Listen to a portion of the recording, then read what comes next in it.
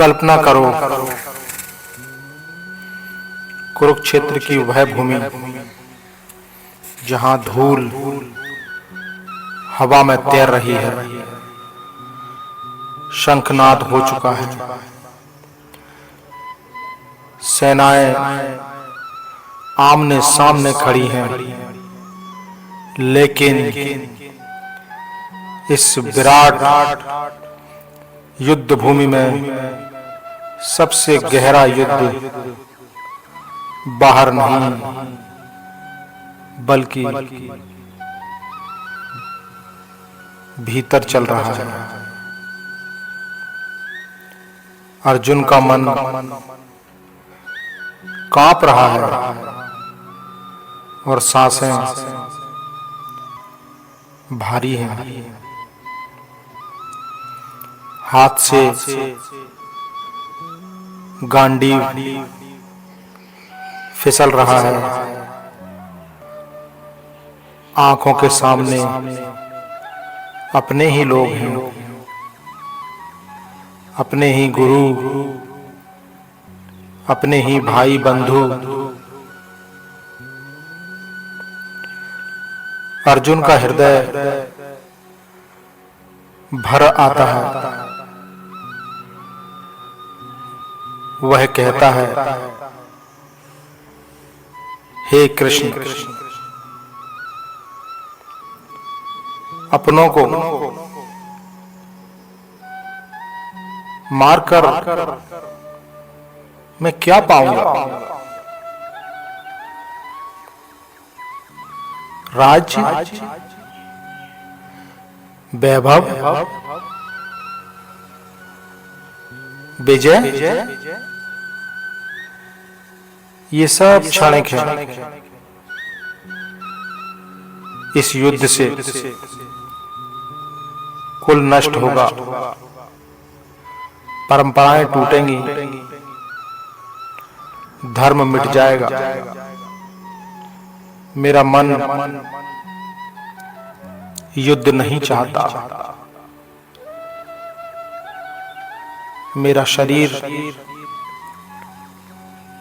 साथ नहीं दे रहा है। यह केवल अर्जुन की आवाज नहीं है, यह हर उस मनुष्य की आवाज है जो जीवन में कभी न कभी कर्तव्य और भावना के बीच फंस जाता है। और तब श्री कृष्ण बोलते हैं, उनकी वाणी में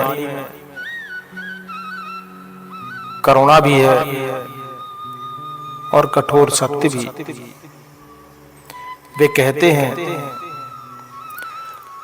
हे अर्जुन, यह कैसी दुर्बलता है? यह शोक, यह मोह और ये भय,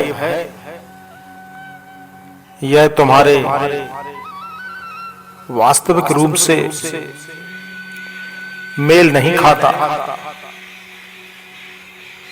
तुम जीवन की बात कर रहे हो, लेकिन जीवन के सत्य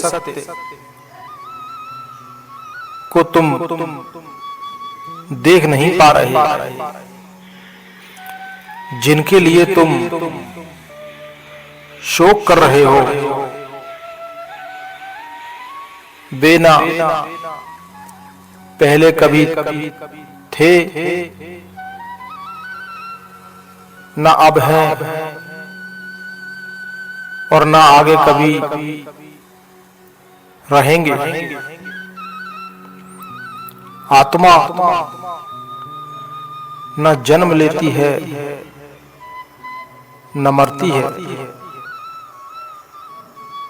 यह नित्य है, शाश्वत है अविनाशी है। शरीर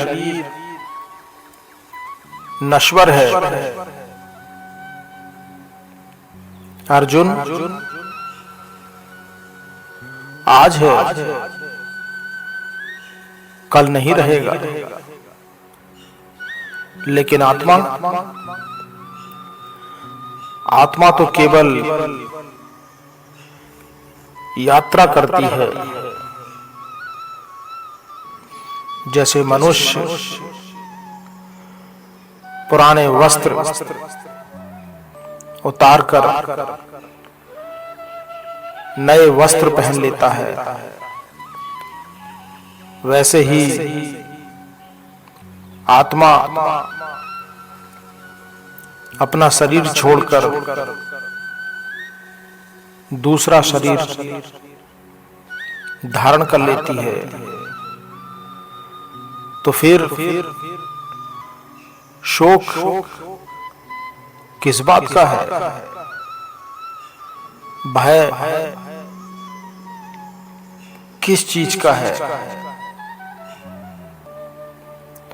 आत्मा को कोई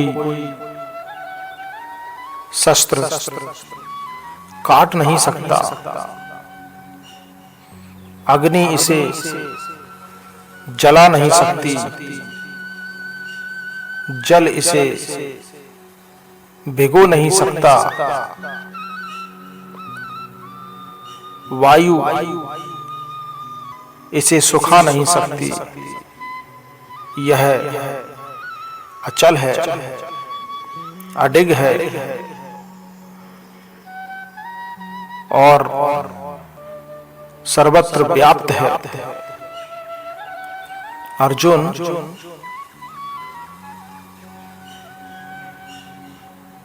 तुम ज्ञानी जैसी बातें कर रहे हो, लेकिन शोक अज्ञान से पैदा होता है। जिसने आत्मा के सत्य को देख लिया,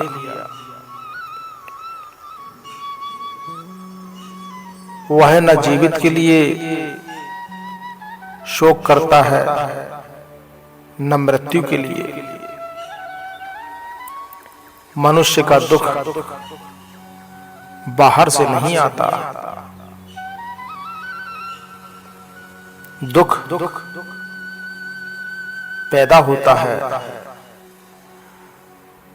जब हम नश्वर को शाश्वत मान लेते हैं, जब हम संबंधों, पद, धन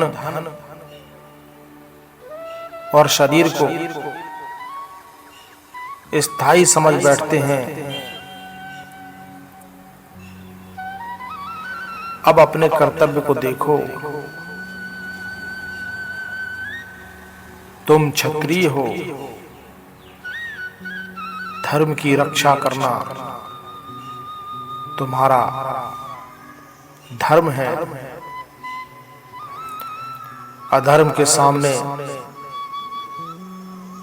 खड़े होना तुम्हारा उत्तरदायित्व है। यदि तुम युद्ध से पीछे हटते हो तो लोग तुम्हें कायर कहेंगे, तुम्हारा यश नष्ट होगा और अधर्म की जीत होगी। लेकिन सुनो अर्जुन, मैं तुम्हें हिंसा या घृणा का पाठ नहीं पढ़ा रहा हूं। मैं तुम्हें कर्म का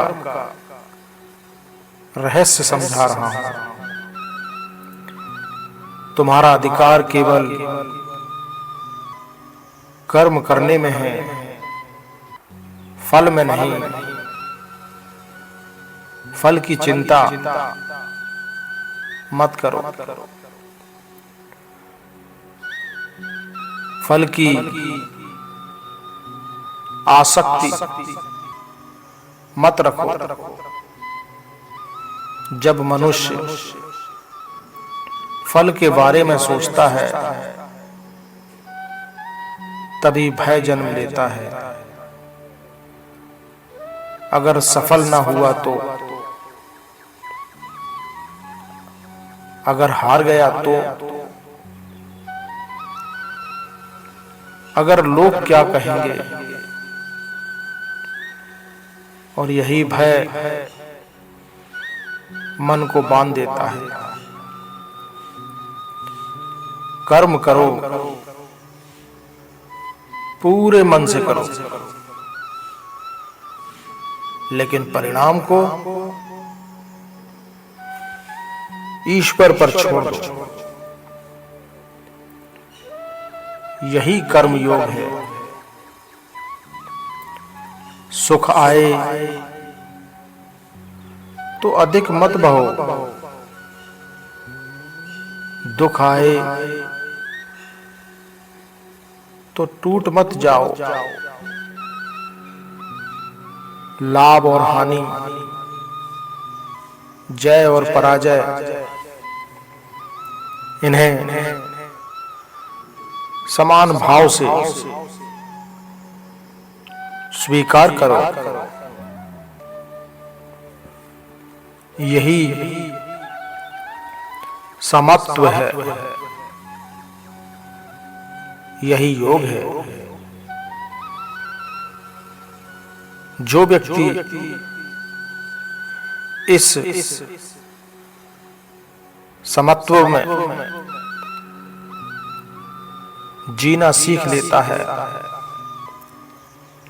वह संसार में रहते हुए भी संसार से बंधता नहीं है। अर्जुन पूछता है कि हे कृष्ण, जो इस अवस्था में स्थित हो जाता है उसकी पहचान क्या है? भगवान श्री कृष्ण कहते हैं, जिसकी इच्छाएं शांत हो चुकी हों, जो भीतर से तृप्त हो, जिसे बाहर से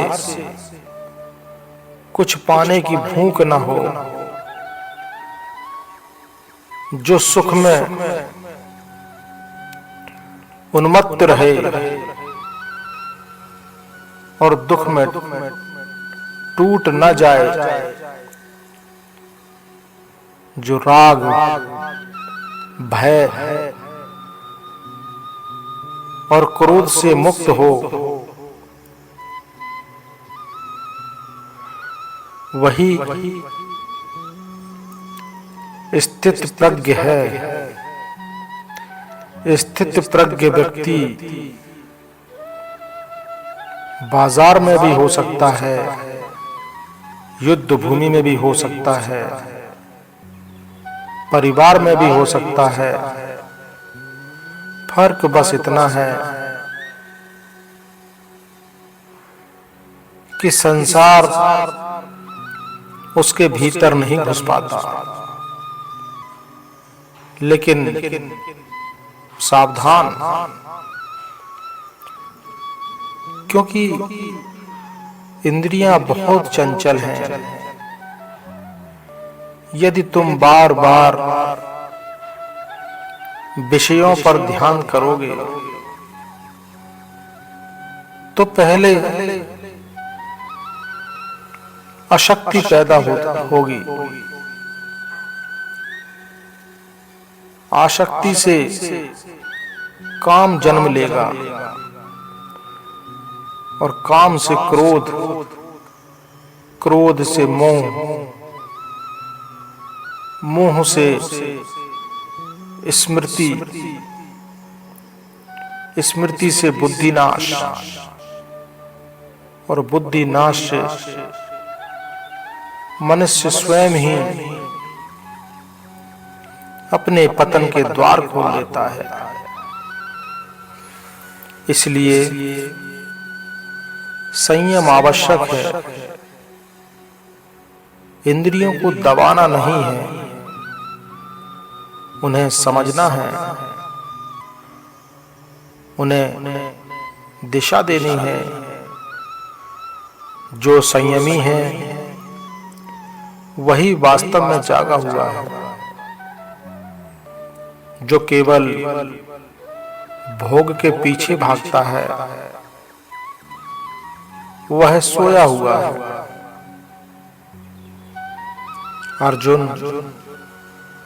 जो व्यक्ति अहंकार छोड़ देता है, ममता छोड़ देता है और कामनाओं से मुक्त हो जाता है, वही शांति को प्राप्त करता है। ऐसा व्यक्ति ब्रह्म में स्थित होकर न शोक करता है न मोह, जीवन में भी शांत रहता है और मनुष्य के जन्म समय भी परम गति को प्राप्त करता है। यही जीवन का सार है और यही गीता का हृदय है। यह उपदेश केवल अर्जुन के लिए नहीं था, यह मेरे लिए भी है, यह आपके लिए भी है और हर उस मनुष्य के लिए है जो जीवन में कभी ना कभी टूटता है, भ्रमित होता है या अपना रास्ता खो देता है। यदि यह ज्ञान आपके भीतर कुछ शांत कर रहा है,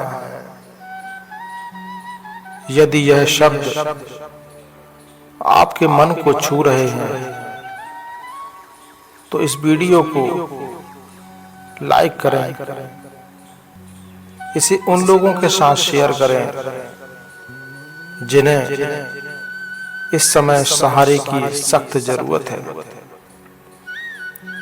और ऐसे ही आध्यात्मिक ज्ञान के लिए हमारे चैनल को सब्सक्राइब करना न भूलें।